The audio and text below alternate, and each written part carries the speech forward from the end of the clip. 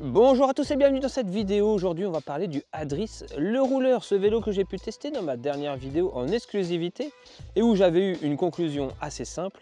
Ce vélo est une excellente base, mais pour 3000 € malheureusement, il fallait bien qu'il y ait un bémol, et ce bémol c'était les jantes alu et son train de pneus Vittoria Zafiro, qui est à coup sûr un frein énorme aux performances de ce vélo. Mais pour pouvoir le prouver, il fallait switcher de paire de roues, et avant de renvoyer le vélo, j'ai décidé d'y coller une paire de roues carbone. Voilà comment on en vient à cette vidéo. Roue alu versus roue carbone. Quelles sont les grandes différences? Vous allez voir qu'il n'y a juste pas photo. Bon, ok, ici on parle d'une paire de roues qui n'est pas une paire de roues haut de gamme. On va dire que c'est une paire de roues de monde d'origine, entrée de gamme. Mais pour tous ceux qui ont ce genre de paire de roues sur leur vélo, je pense que vous allez avoir envie d'investir dans une paire de roues carbone après avoir vu les conclusions de mon test. Car oui, ce test, je l'ai déjà fait, j'ai déjà été roulé avec ces roues sur un circuit de 10 km, puis avec ces roues sur un circuit de 10 km, 200 watts de moyenne dans les deux cas. Vous allez voir, la différence de temps est tout juste impressionnante, et donc de vitesse moyenne qui va avec. Je le disais dans ma vidéo, j'ai l'impression d'être bridé, d'être à fond à 26-27 km/h de moyenne. Alors quelles sont les grandes différences entre une paire de roues carbone et une paire de roues alu? On parle souvent du poids, on parle de l'aéro, ça c'est sûr. Le poids, vous allez voir, la différence elle est énorme entre cette monte de pneus jante et celle d'origine. Bon, je vais vous le dire tout de suite, 10,02 kg pesés prêts à rouler sans bidon, ici 8,66 kg. Il y a 1,4 kg de différence. C'est énorme, vous allez voir sur la route. Et dans les bosses, dès que ça va monter un peu, tout va être beaucoup plus léger, beaucoup plus rapide. En plus, on le sait, le fait d'économiser du poids sur les parties roulantes, ça change vraiment beaucoup de choses. Bref, ça, on y reviendra dans ma conclusion. Autre point fort des roues carbone, c'est qu'elles peuvent être vraiment beaucoup mieux travaillées dans leur forme et ainsi être beaucoup plus aéro. Ici, on a une roue de 55 mm de haut comparé à la monte d'origine qui doit être de 25-30 mm grand max. Donc on va avoir beaucoup plus d'aéro, donc un poids plus léger, plus d'aéro, et en plus de ça, dans cette forme, on va avoir des jantes carbone qui vont être beaucoup plus larges en externe mais aussi en interne. Dans les deux cas, j'ai monté des pneus de 28 mm. Bon, ici on est sur des Grands Prix 5000 all saison tubeless. Bon, c'est pas la même gamme de pneus, vous allez me dire, mais ça fait partie aussi de l'essai, de montrer qu'avec des produits de meilleure qualité, vous allez pouvoir juste en dépensant un peu d'argent, gagner en performance. Bon, c'est pas très beau à dire, mais vous allez voir, c'est la vérité. Et donc, qu'est-ce que je disais? Le pneu de 28 mm monté sur ma jante aluminium, qui est seulement de 19 mm de largeur interne, m'obligeait à gonfler mes pneus d'après mon poids et le poids du vélo à 5 bars à l'avant et 5,3 à l'arrière. Là où, avec mes 22 mm de largeur interne de ma jante carbone et mes pneus de 28, je pouvais mettre une pression de 4,7 et 5 bars maximum dans la roue arrière. Donc une différence de 0,3 bars. C'est intéressant quand on atteint des niveaux de pression aussi bas. Finalement, qu'est-ce qu'on va gagner? Eh bien, c'est du confort. Et vous allez voir que la différence aussi à ce niveau-là, elle est énorme. Mais on va quand même se focaliser sur la différence de performance, car c'est ce qui nous intéresse le plus. Et le petit plus des roues carbone, c'est qu'en plus d'être légères, aéro et plus confortables, elles sont magnifiques. Regardez-moi le travail de cette jante. On a alors des petits dessins qui sont hyper jolis, avec le petit flanc marron, ça change toute la tête d'un vélo, c'est indéniable. Et là vous allez me dire, une paire de roues carbone, Cédric, t'es bien gentil, mais moi c'est hors budget, je ne peux pas me permettre de m'acheter ça. Moi je vous dis que vous pouvez, car aujourd'hui les roues chinoises sont plus que performantes et hyper accessibles. En témoigne cette paire de roues Aurum TH55D Blackline sortie l'année dernière. Elle est vendue sur leur site internet à 700 €. Et 700 € la paire, je ne vous parle pas 700 € la jante, non, 700 € la paire. Tubeless ready, roulement céramique, et vous allez voir que tout ça va faire une différence énorme. Bon, allez, trêve de blabla, vous l'aurez compris, avec une jante carbone, vous allez gagner en confort, en aéro, en légèreté, bref, en tout. Mais à quel point ça, seuls les chiffres vont pouvoir nous le dire. En même temps que l'on va parler des chiffres, un peu parce que ça c'est pour la suite de la vidéo, on va surtout parler ressenti durant les quelques images des deux runs que j'ai superposées l'un à côté de l'autre. Premier point et non négligeable, la différence de poids est tout de même énorme entre la montre d'origine et la montre carbone. Que ce soit au moment de déplacer le vélo, de l'enfourcher, de le soulever, de s'élancer, bref, il y a une énorme différence entre les deux montages. Ça, c'est indéniable et qu'est-ce que c'est plaisant de retrouver enfin un vélo qui se rapproche beaucoup plus des caractéristiques que l'on attend d'un vélo moderne d'aujourd'hui. Donc vraiment les roues carbone, ça change tout. Et autre point que je ne faisais plus vraiment attention parce qu'en fait j'ai l'habitude d'utiliser des roues carbone tout le temps, c'est le bruit. Le bruit que provoque une paire de roues carbone. C'est juste incroyable. Il y a une petite résonance comme ça qui vient se mettre dans les roues et à chaque relance, dès que vous allez aller très vite ou alors à chaque relance, ça va faire un tout petit sifflement hyper discret, mais je sais pas, ça respire la performance, la vitesse, c'est vraiment quelque chose, c'est quelque chose de vraiment très agréable, en tout cas, moi j'adore. Bref, la première portion est déjà arrivée, comme vous pouvez le voir, c'est une portion importante dans la différence parce que c'est une portion de route en faux plat qui est extrêmement défoncée. Quand je dis défoncée, c'est qu'il y a des tranchées, il y a des bosses, il y a des trous, il y a des aspérités.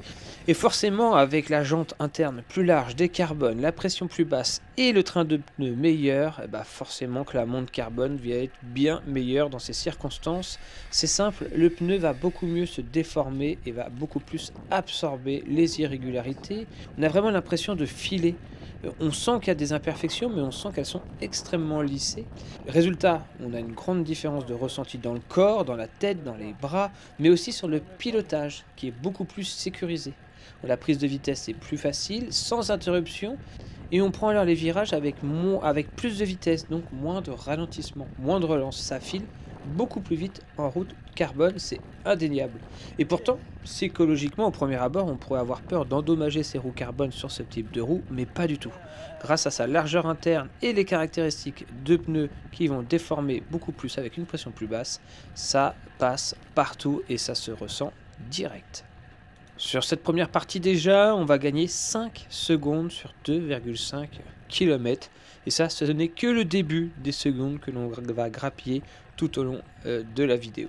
Au bout de cette route défoncée, un virage à 180, une relance. Et là, c'est une autre caractéristique qui prend le relais, l'inertie des roues et ensuite l'aéro lorsqu'on va commencer à prendre de la vitesse. Contrairement à la roue d'alu d'origine qu'il faut continuellement relancer, donc en fait on use sa puissance pour conserver une vitesse, la roue carbone, elle vous embarque ailleurs dans une autre dimension. L'inertie et l'aéro prend le dessus et là votre puissance va vous servir à rouler plus vite et non juste à maintenir la vitesse. La preuve est que déjà dans cette ligne droite, on a des différences de vitesse max et au bout de la ligne droite, sur ces 1,5 km de faux plat avec le vent dans le dos, à puissance égale, on a 6 secondes de différence. Vous voyez, il y a eu 1,5 km/h de différence entre les deux runs, c'est tout bonnement impressionnant à puissance égale. Allez, petit passage dans une descente, bon là c'est l'inverse, forcément. Qui dit poids supplémentaire avec les roues alu, dit prise de vitesse plus rapide. J'ai décidé de ne pas pédaler dans les deux runs et forcément en bas de la descente, on va avoir une vitesse plus importante en roue alu. Fallait bien que les roues alu soient plus performantes dans un domaine. Mais voilà que la montée se dresse devant nous, une montée de à peu près 750 mètres à 5% de moyenne. C'est les grandes caractéristiques. Vous pouvez d'ailleurs retrouver les deux runs directement sur Strava. Je vous mets les deux liens en bas dans la description pour que vous puissiez analyser tout ça.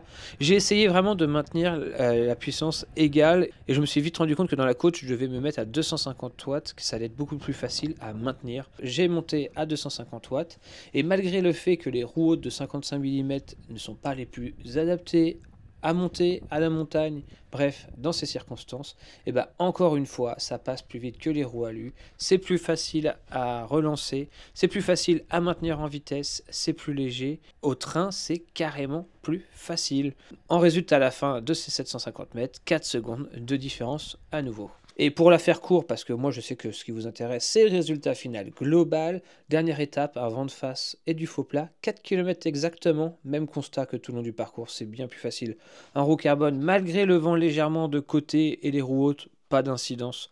Au contraire, l'aéro est beaucoup mieux géré, la traînée est beaucoup mieux gérée. Et finalement, ça passe très bien, ça passe très vite. Dans les virages, il y a peu de relance. On est vraiment beaucoup plus au train et c'est beaucoup plus agréable. Et c'est d'ailleurs sur cette partie, sur cette dernière partie vent de face, que les plus gros écarts vont se notifier pour arriver, eh bien vous allez voir en studio à notre résultat final entre les roues alu et les roues carbone.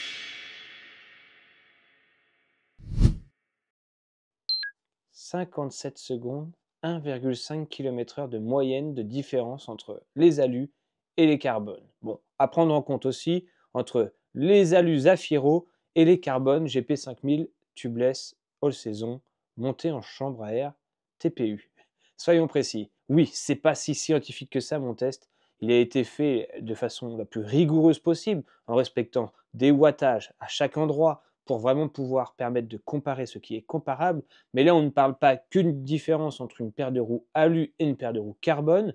Pour ça, il aurait fallu monter le train de pneus Zafiro sur ma paire de carbone pour pouvoir vraiment voir la grande différence. C'est vraiment la différence entre la monte d'origine du Hadris le rouleur et une monte un peu plus haut de gamme, celle d'une roue carbone avec une bonne paire de pneus.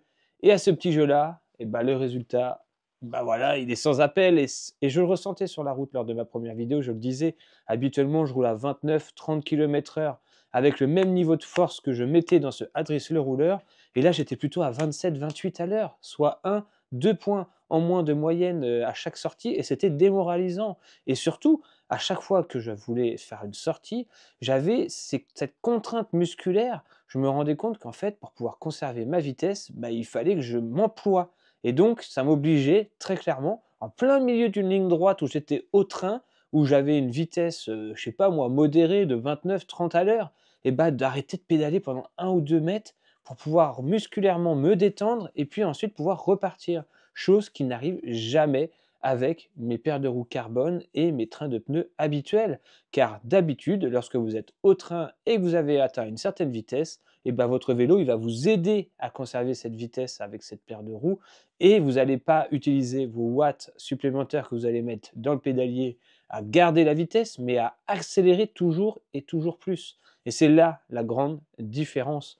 Et ça se ressent sur 10 km, donc imaginez-vous sur 3-4 heures de vélo, bah, vos muscles vous diront merci, votre corps vous diront merci, et votre niveau de performance bah, sera forcément plus haut avec une monte bien meilleure que celle d'origine. Donc si certains ont encore des pneus Vittoria Zafiro sur leur vélo, pensez-y, investissez.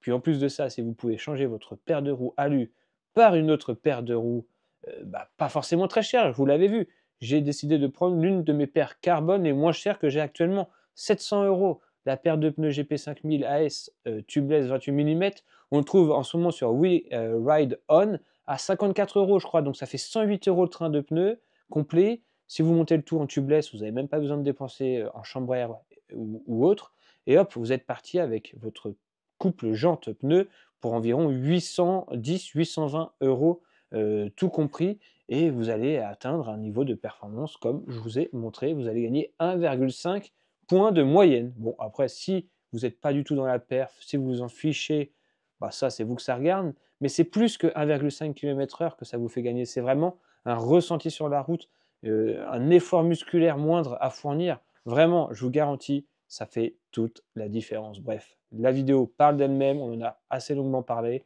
Beaucoup d'autres chaînes YouTube en ont déjà parlé. Mon test ne fait que suralimenter ce débat qui n'en est pas un. C'est clairement meilleur, point.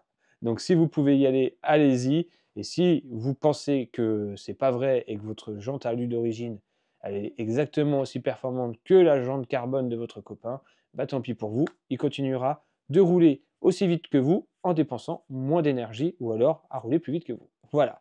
Allez, nous on se dit à très vite pour une prochaine vidéo. Je vous tease, hop, je vous montre de loin, petite lumière, donc ça va se passer dans l'obscurité la prochaine vidéo, parce qu'on va aller tester une petite lumière qu'une marque m'a envoyée, et je l'aime déjà, cette lampe. Voilà, j'ai rien d'autre à dire, je l'aime, elle est parfaite. Allez, on se retrouve très vite pour cette prochaine vidéo. D'ici là, comme toujours, portez-vous bien, roulez bien, amusez-vous bien, ciao, bye.